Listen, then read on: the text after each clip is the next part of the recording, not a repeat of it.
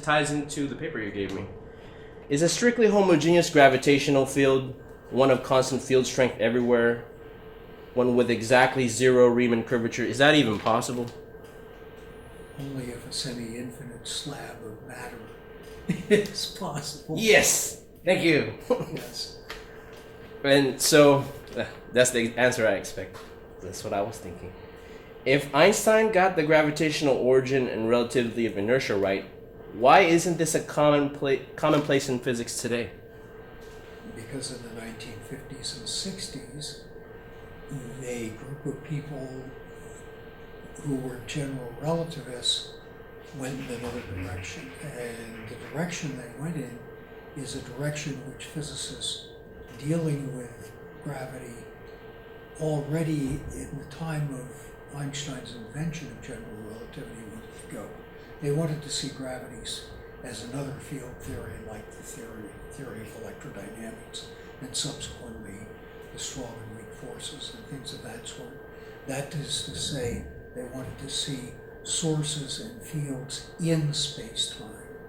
And Einstein, in creating general relativity, was convinced that you had to have sources, but that the space-time itself was the gravitational field.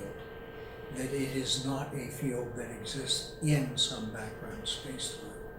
This is what's called in the trade background independence, and it's a well-known feature of general relativity. Every general relativist knows that general relativity is background independent.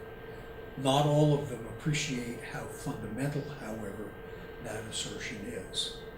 It's the assertion that indeed, because space is the thing that conveys the immediate consequence of inertial effects, means that if space is the gravitational field, then inertial effects are gravitational effects. And that's the thing that even today is not fully and widely appreciated, even within the general relativity community. But I have reason to believe that that's changing, that people are beginning to understand that Einstein did not see general relativity the way they do, and indeed did see inertia as an integral part of the gravitational interaction. Okay, fan audio grievances aside, we're able to turn that off, people. Yes. In terms of John Archibald Wheeler, that instead of using hyperbolic field equations with their infinite propagation speed, Wheeler chose to use elliptic constraint equations. How is this relevant to showing action at a distance? I put in air quotes. Action at a distance as a generic term is used to refer to anything which acts seemingly instantly over finite distances. Okay? There are several ways, well, there are at least two ways that this can happen. One is that the action of, say, some distant object on something here indeed does take place instantaneously. That if you change it, at the instant you change it, as measured in the local time over there, this thing over here changes.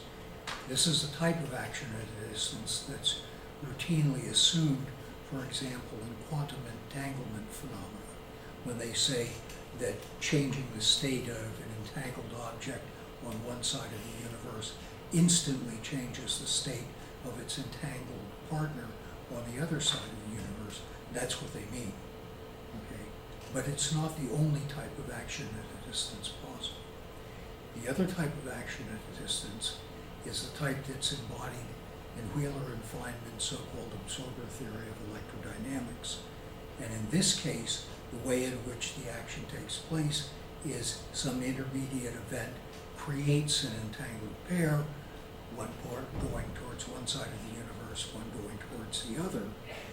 And when some observer on this side of the universe makes a determination of an entangled state of that object over here, that causes an interaction to propagate backwards in time, a so-called advanced wave, which propagates to the origin which created the entangled pair, and from the origin propagates out forward in time to the object over here, and changes its state.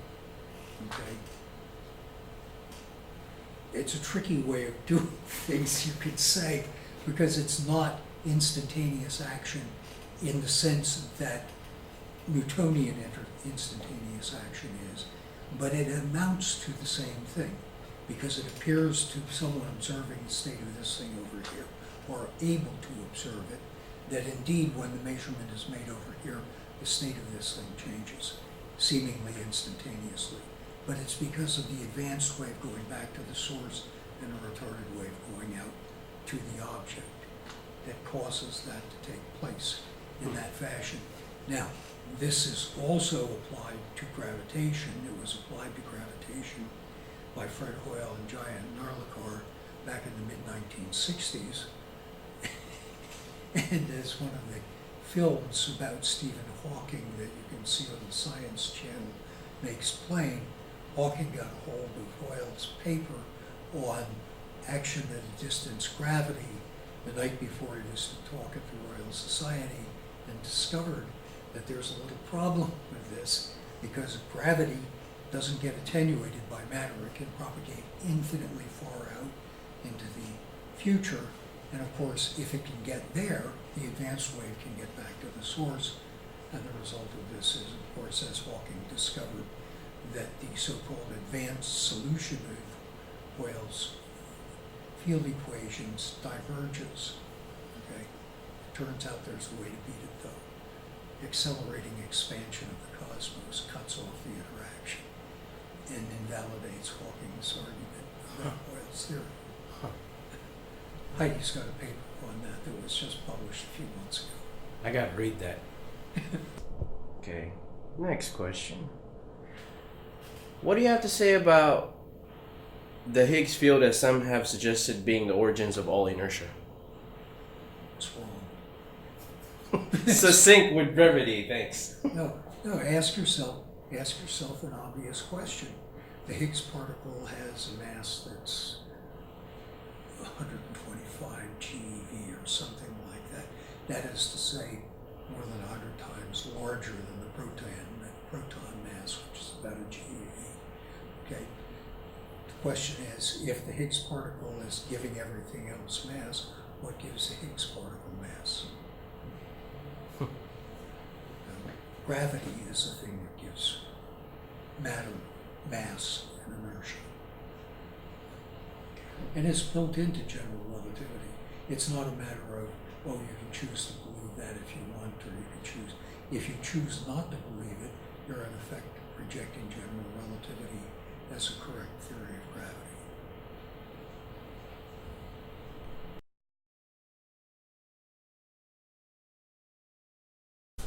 Perhaps because it rains so much. So that's the question. Is that the thrust transient effect that you showed me last time? Yes. Great that I had kind of understood it. What do you have to say about the results of NASA's EM drive? I know the backstory on that one, so what I have to say is not what you'll find in the press. I easily. I couldn't keep a straight face. Okay, let me put it in very simple terms. The EM drive as a purely electromagnetic phenomenon is nonsense. You cannot, by creating electromagnetic fields inside a closed structure, cause it to accelerate in any direction at all. It's physically impossible. It violates momentum conservation. At the very least, if you want to get something to move, you have to take some part of your enclosing structure and put a hole in it so radiation leaks out in one direction. And if you do that and you leak enough radiation, you'll cause it to accelerate in the other direction. This is what's known in the trade as a photon rocket. And while they have some desirable characteristics, they've got one extremely negative characteristic, and that is that the momentum flux in a beam of electromagnetic radiation, in order to get a momentum flux, you have to supply the speed of light times the momentum in terms of energy, because P, momentum, is equal to mc, and E is equal to mc squared. So the relationship of momentum and energy is the speed of light for a photon rocket, which means that you've got to have a gargantuan number of photons, enormous amounts of energy going in that direction in order to get even modest thrust in the opposite direction. Okay, so photon rockets are a waste of time. These so-called EM drives that people are talking about these days aren't photon rockets. What they're claiming is that by suitably manipulating electromagnetic fields in a cavity, you can magically make, well, very gigantic, relatively speaking, amounts of momentum show up and cause the craft in which this thing is located to accelerate in some direction. The fact of the matter, as I understand it, from the people who actually do this work in Houston, is that the only so-called EM drives known to them from direct experience produce thrust when the cavity that is allegedly producing the thrust contains a dielectric component with special characteristics. When that's the case, then indeed thrust is seen. But if you take the plastic parts out of the cavity, there's no thrust. So the question then is, the real question in these things is, why does it seem to produce thrust when you have plastic parts in the cavity? The answer is there's simple physics that says that it should. It doesn't violate momentum conservation. I didn't. Well, actually, that ties into my next question, but I'm gonna have to add that plastic question later on because I didn't think about that when I was writing these. Well, you didn't know about it. No, I didn't. People until you just told me right now. They only started talking about this in public in the last 3 or 4 weeks, as I understand. You just told me right now, so I didn't quite prepare for that. Yes. So I'm gonna Yeah, I've known about it for 2 or 3 years. They've known about it for 2 or 3 years too. So, which brings me to my next question. How does it not violate law of conservation of momentum?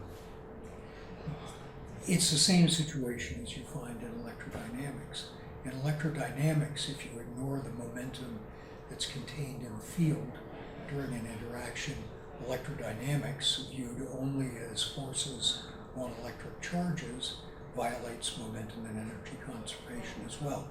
That's why people say electromagnetic fields contain energy, equal roughly to the square of the field strengths, some of the squares of the field strengths, plus some conversion factor, or times some conversion factor. And it contains momentum as well. In the case of the gizmos that I've built and we've been testing here, the reason why they don't violate momentum conservation is because the gravitational field is an active participant in the interaction that's going on, and momentum transfer in the field compensates for whatever is going on in the device itself. In effect, what you're doing is you're taking some of the mass that's normally associated with the device and you're putting it transiently into the field and then doing something to it, and then transiently all the stuff comes back and you do something else and so on. Okay, the Mach Effect stuff was done explicitly as a correct relativistic calculation to avoid precisely the business about what about momentum conservation and energy conservation. Okay, so the next one, while we still have time, this is probably gonna take a long time, but It's okay. The general public is probably asking, like, they ever see, like, when if they see this interview, is why is there so much stigma attached to the Mach Effect principle in academia and science? Because without carefully examining the work that's been presented, indeed in a book written at great length, where everything is presented as transparently as I was able to do it, without carefully studying that, it's very easy to say, you produce mass changes that are how large? That's just ridiculous. That can't possibly be the case. Okay? Because a mass change of that size would involve gargantuan energies, again because of this thing about momentum and energy, and E equals mc squared, P equals mc, so on. Speed of light is the conversion factor between those things. You know, and it's a very, very large number. What they fail to take into consideration is that when you explicitly allow for transient effects, when you calculate these effects, the calculation, as I say, is completely transparent. Anybody can do it for themselves, as you remarked earlier yourself. It's almost high school. Yeah, it is. It is almost high school level, which Yes. is why it's so disappointing that Yeah. Yeah. I mean, my little sister could understand it. Yeah, no. Yeah. What I assume will happen eventually is that people will trouble themselves to spend a few hours and actually go through the derivation and figure out for themselves that there's nothing up my sleeves, there are no sleights of hand, now a miracle occurs or something like that. It's a straightforward calculation. It has been for the last 20 years, you know, and it's been sitting in the open literature for 20 years too. I'm gonna pan. I know it sounds redundant because you have it on a Faraday cage, you know, but I'm gonna ask There it. are a couple of gizmos.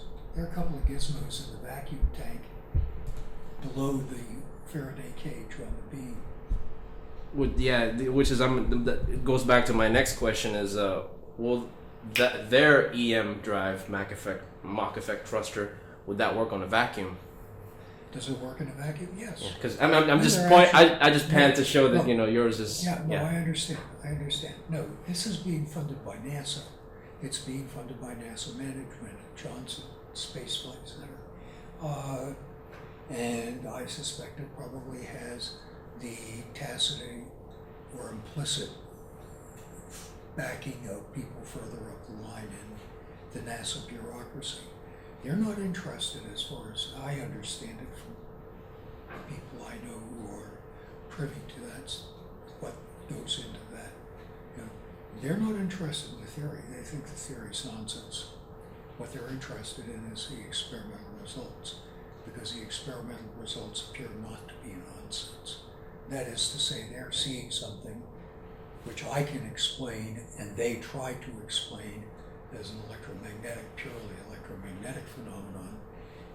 And the result is that, aside from people who have actually worked through the theory and are able to make reasonable judgments about it, their approach is, gee, we've got a genuine anomaly here, and we're not sure why it's doing what it's doing. But there's no question but that it's doing what it's doing.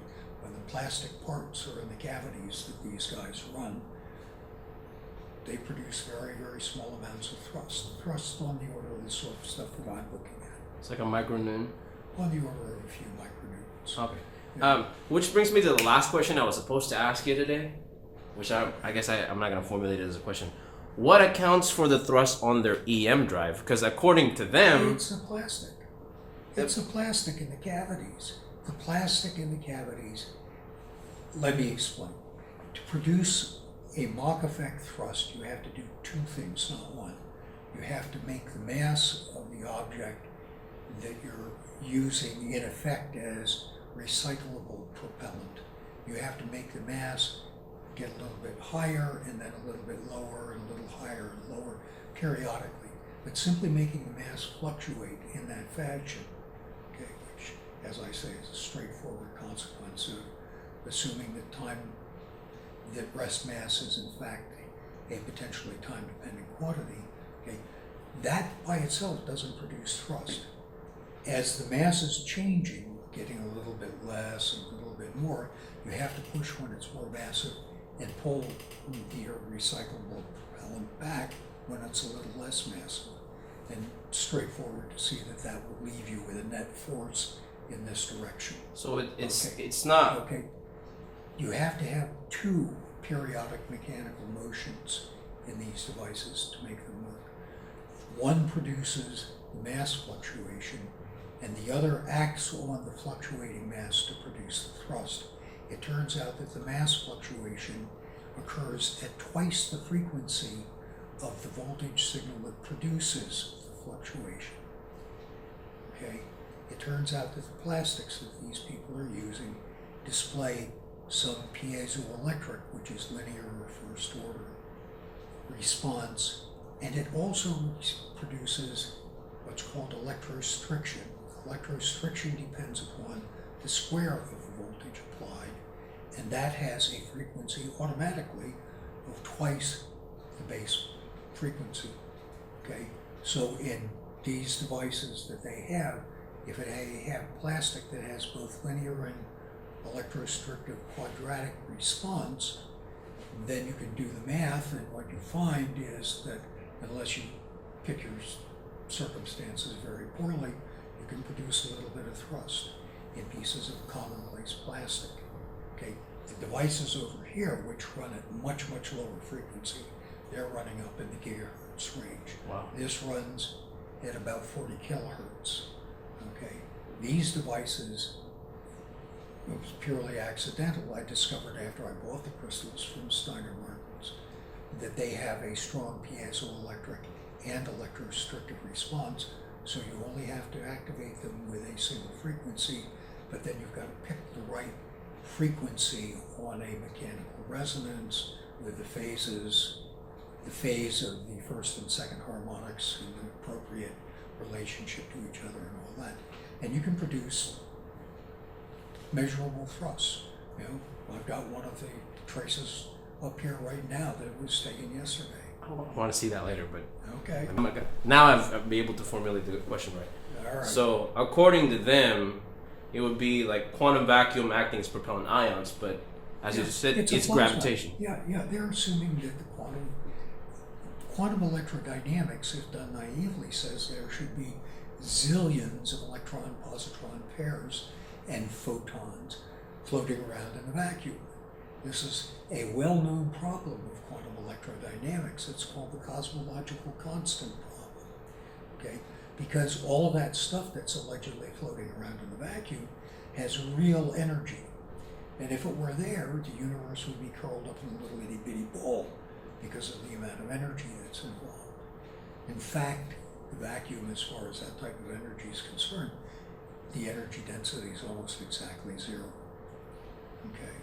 It turns out that there is an enormous resident energy in empty space-time because it's the gravitational field. And the gravitational field of all of that stuff out there here is utterly gigantic. The value of the scalar part of the gravitational interaction at every point in space-time is c squared. Okay, so there is an enormous energy in the vacuum, but it's not. It doesn't have anything to do with quantum mechanics. It's not the quantum vacuum acting No, propellant ions. It's it's gravitation. It's gravitation. Yeah. Yeah. Okay. Okay. And in effect, what this thing does is it's taking advantage of the fact that there's this gigantic amount of gravitational energy in what we normally think of as empty space-time, and using the field to transfer stuff back and forth and all that, and manipulate it in just the right way to produce a little bit of thrust. But you're not pushing off of nothing when you do that. You're ultimately pushing off the distant matter in the universe via the field that couples it. Okay? Just because you have a conducting metal cavity does not isolate the interior of the cavity from the gravitational field. Gravitational field just goes right through. You cannot isolate anything from the gravitational field. If you could make wormholes. Okay? And that's ultimately what hopefully this sort of stuff will be used to do. Sweet.